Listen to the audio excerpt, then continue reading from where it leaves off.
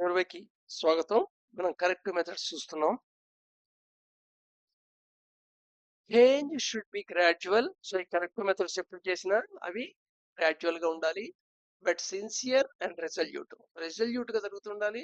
నిరంతరంగా దాన్ని నిర్ణయం తీసుకున్నట్టుగా జరుగుతుండాలి లోపల. బట్ ఆ నిర్ణయం నువ్వే ఆ నిర్ణయాన్ని అపోజ్ చేసే అంత మ్యాగ్నిట్యూడ్ లో ఉండకూడదు. దాని పరిణామం ఆ చేంజ్ నువ్వు అడాప్ట్ చేస్తున్న చేంజ్ అంత ఉండకూడదు. రిజల్యూట్ ఉండాలి లోపల. ఒక నిశ్చితంగా ఉండాలి లోపల. ఇలా వెళ్తాను, ఆ ఇది ఇలా వెళ్తాను అని. Every step has to associate with thought quality observation, to learn through experimentation with enthusiasm. So ఇక్కడ ఎప్పుడైతే నువ్వు థాట్ క్వాలిటీ అబ్జర్వేషన్ కూడా చేస్తున్నావు, ఒక కరెక్ట్ మెథడ్ ఫాలో అవుతున్నప్పుడు ఆటోమేటిక్ గా నీకు మార్పులు ఏంటి నీకే తెలుస్తాయి. ఆ ఎక్స్పెరిమెంట్ లోంచి నీకు ఎంతూజియాజం వస్తుంది. యువర్ ఫర్దర్ అదే మోటివ్ చేస్తుంది, కంటిన్యూ సస్టైన్ చేస్తుంది. అలా కాకుండా ఉంటే ఏంటంటే నువ్వు అది అబ్జర్వ్ చేయలేకపోయావు అంటే నువ్వు ఏమవుతుంది, రిలేషన్స్ కావాలనుకుంటావు. అంటే ఏదో మొత్తం జరిగిపోవాలి, అనాలిసిస్ ఇంటర్ప్రిట్ చేసుకోగానే తలకాని పోయిందే అన్నట్టుగా జరగాలని. అలా జరిగే వ్యవహారం కాదు ఇది. నెక్స్ట్ అయితే లైఫ్ స్టైల్, ఫుడ్, ఈ రెండింటి యొక్క రిలేషన్ గురించి మాట్లాడుకుంటున్నాం. ఇక్కడ కాంబినేషన్స్ గురించి మాట్లాడుతున్నాం. Well balanced diet, well balanced way of life, ఈ రెండు ఉన్నాయంటే మనం అదృష్టవంతులమే. వెల్ బ్యాలెన్స్డ్ డైట్ ఏదైతే ఎంతెంత కావాలో అంతంత ఎగ్జాక్ట్ గా తింటాం.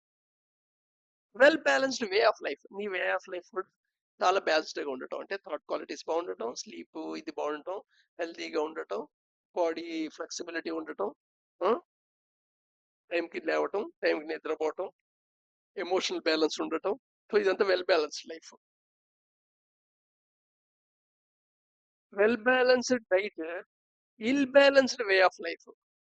మంచి ఫుడ్ మటుకు చక్క మంచి బ్యాలెన్స్ గా ఉన్నావు, కానీ నీ వే ఆఫ్ లైఫ్ అంటే అది ఇల్ బ్యాలెన్స్డ్ గా ఉంది, సరిగ్గా లేదు. ఇది సజెస్టబుల్ కాదు.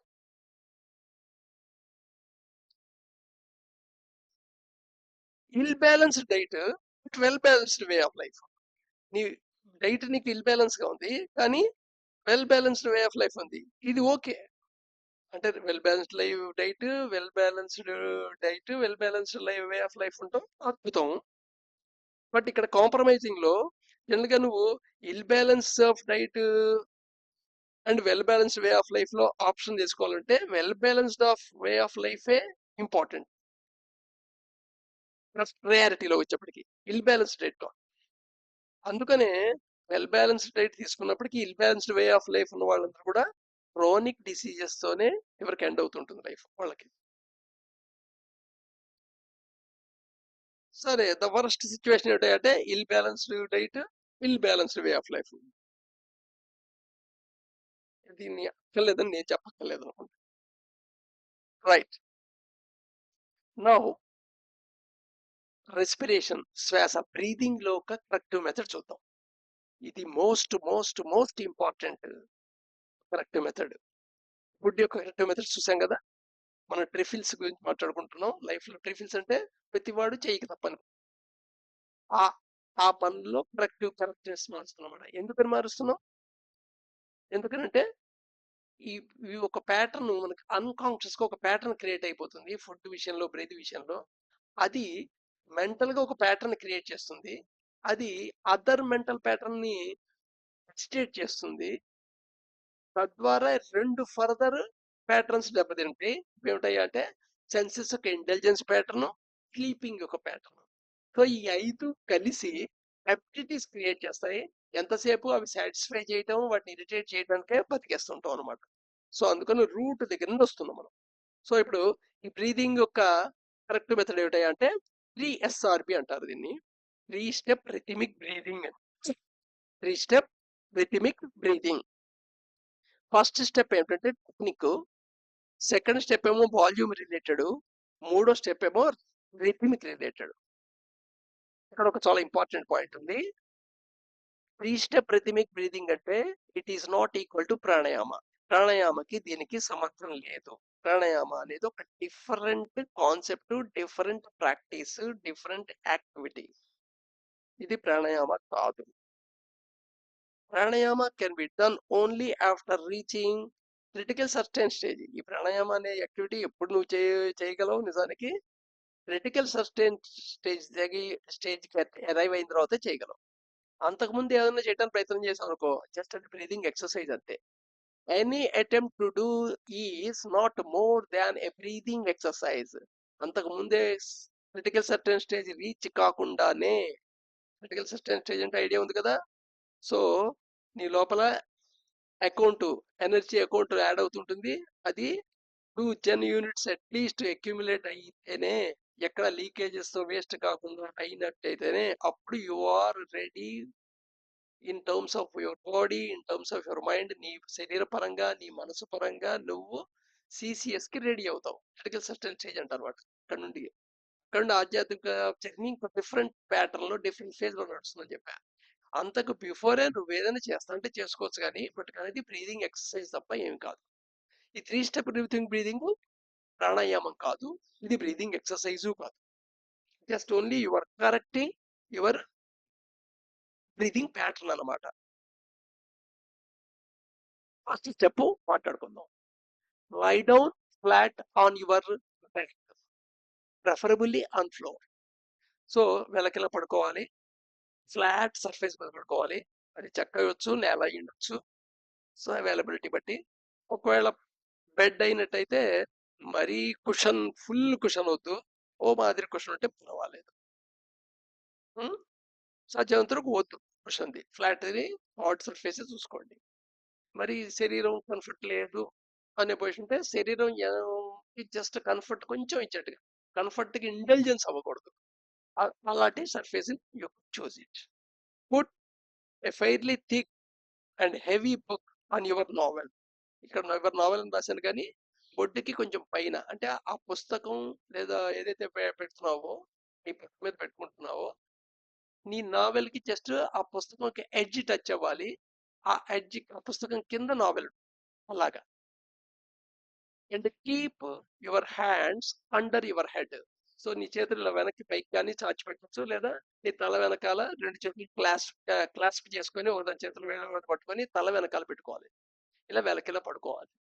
సో ఆ పుస్తకం సైజు, పుస్తకం హెవీనెస్ నీకు కంఫర్ట్ గా ఉండాలి, నీకు కంఫర్ట్ గా ఉండాలి, అది చూసుకోండి. Now breathe, not very deeply but only normally. నువ్వు కావాలని ఏదో ప్రత్యేకమైన ఒక పద్ధతిలో శ్వాసని పీల్చొద్దు, జస్ట్ నార్మల్ గా నీకు ఎలా ఉందో అలా చేయి. సామాన్యంగా అవేర్నెస్ తో నువ్వు బ్రీత్ చేస్తున్నప్పుడు కొంచెం డీప్ బ్రీత్ చేస్తావు, సో ఓకే, నో ప్రాబ్లం. బలవంతంగా షార్ట్ చేయడానికి ట్రై చేయొద్దు, అలాగే బలవంతంగా డీప్ గా బ్రీత్ చేయడానికి ట్రై చేయొద్దు, జస్ట్ నార్మల్ నీ పద్ధతిలో చేసి. And rise but not the chest. ఇక్కడ చెస్ట్ రైజ్ ఏం చేయొద్దు, సాధ్యమైనంత వరకు చెస్ట్ ఒక మూమెంట్ తక్కువ ఉంటుంది. ఈ పొట్ట మూమెంట్ పైకి కిందకి మూవ్ అవుతుంటుంది, డయాఫ్రమ్ మూవ్ అయ్యేది. So do it gently as normally as normal breathing had been before you tried this out. Normal గా నీ గాలి పీల్చుతున్నప్పుడు నావెల్ పైన, ఒడ్డుకు పైన భాగం పైకి కిందకి కొంచెం ఇలా కదులుతూ ఉంటుంది, జస్ట్ అలాగనమాట. The rising and lowering of the book should be, however, be perceptile. నీకు మటుకు నీ పర్సెప్షన్ ఉండాలి. పుస్తకం ఇలా పైకి వదిలేస్తుంది, గాలి పీలుస్తున్నప్పుడు, గాలి వదిలేస్తున్నప్పుడు పుస్తకం కిందకి మూవ్ అవుతుంది, ఆ మూమెంట్ మటుకు నువ్వు పర్సీవ్ చేస్తూ ఉండాలి. Just observe. Do not hold the breath between inhale exhale. నువ్వు ఇన్హేల్ చేయడానికి లోపల పీల్చుకుంటున్నప్పుడు, లేదా గాలి వదిలేసిన తర్వాత, లేదా గాలి పీల్చుకునే ముందు, ఈ మధ్యలో మటుకు ఏమి బ్రీత్ ని హోల్డ్ చెయ్యొద్దు. జస్ట్ నావెల్ పైన, బొడ్డు పైన పుస్తకం పెట్టుకొని, నువ్వు మోయగలిగే బరువు పుస్తకం పెట్టుకొని, జస్ట్ ఆ పుస్తకం ఒక మూమెంట్ అబ్జర్వ్ చేస్తూ, జస్ట్ నార్మల్ బ్రీత్ చేస్తూ, చేతులు పైకి పెట్టుకొని అలాగా దాన్ని అబ్జర్వ్ చేయాలి. ఇది నువ్వు 5 నిమిషాలు చేయగలిగితే 5 నిమిషాలు చేయి, రోజులో ఎప్పుడు కుదిరితే అప్పుడు చేయి. 10 నిమిషాలు కుదిరితే 10 నిమిషాలు చేయి, పావుగంట చేయగలిగితే 10 నిమిషాలు చేయి. బట్ కానీ మొదటి రోజు నిర్ణయం తీసుకొని అరగంట చేసి మూడో రోజు మానేయకు, 2 నిమిషాలే చేయి కావస్తే. నీకు ఎంత టైం పర్మిట్ చేస్తే, ఏ టైంలో పర్మిట్ చేస్తే అప్పుడు చెయ్యి. ఇదేమి అన్నం తినే ముందు చేయాలి, ఖాళీతో చేయాలి, ఇలాగేం రూల్ లేదు, ఈ టైంలో చేయాలని లేదు, ఏ టైంలో అయినా చేయొచ్చు. జనరల్గా ఫ్రెష్ మూడ్ ఫ్రెష్గా ఉంటుంది కాబట్టి ఎర్లీ మార్నింగ్ చెప్తూ ఉంటాం. ఎర్లీ మార్నింగ్ చేయొచ్చు అని. ఎంప్టీ స్టమక్ చేస్తే ఇంకొంచెం కంఫర్ట్‌గా ఉంటుంది. అంతకంటే అంతే. కంఫర్ట్ తేడా అంతే. నువ్వు అన్నం తిన్న తర్వాత చేస్తే కంఫర్ట్ అనిపించదు. ఈ బరువు. ఎందుకంటే లోపల ఆల్రెడీ బరువు ఉంది కాబట్టి, అన్నం బరువు ఉంది కాబట్టి. సో, అంతే తేడా తప్ప కూడా చేయకూడదనేం లేదు. బట్ నీకు కుదిరినప్పుడల్లా చేస్తుండు. 5 మినిట్స్‌తో మొదలెట్టు. ఒక వారం రోజులయిన తర్వాత దాన్ని కొంచెం పెంచు. 10 మినిట్స్ చేయి లేదా 8 మినిట్స్ చేయి. అలా పెంచుకుంటూ వెళ్ళు. అలా పెంచుకుంటూ half an hour, 45 minutes, 1 hour నీ యొక్క కెపాసిటీ బట్టి. సో, ఇలాగా స్టెప్ 1 లో 3 ఎస్ఆర్‌బిలో స్టెప్ 1 గురించి మాట్లాడుకుందాం. రేపు మిగతా చూద్దాం.